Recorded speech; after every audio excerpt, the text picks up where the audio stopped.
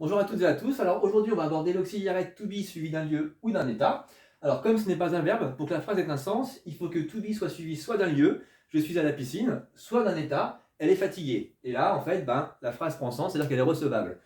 On va commencer par la formule affirmative. On va respecter la forme sujet plus to be suivi d'un lieu ou d'un état. Et on va conjuguer to be au présent à la personne souhaitée. Ce qui va donner par exemple I am tired, je suis fatigué, c'est bien un état. She is in the garden, elle est dans le jardin, c'est bien un lieu.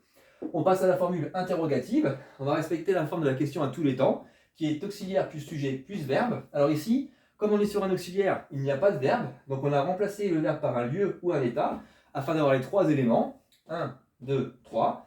Et à partir de là, on peut conjuguer Are you tired? Est-ce que tu es fatigué? Ou Is she in the garden? Est-ce qu'elle est dans le jardin? Alors ce qu'il faut retenir, c'est que to be a un double emploi. Non seulement il traduit est-ce que, c'est-à-dire qu'il déclenche la question, mais il prend aussi la conjugaison de l'auxiliaire être au présent en français, ce qui va donner par exemple Are you tired? Est-ce que tu es fatigué? Alors on conclut avec la formule négative. On va respecter la formule de négation à tous les temps en anglais, qui est sujet plus auxiliaire plus note plus verbe.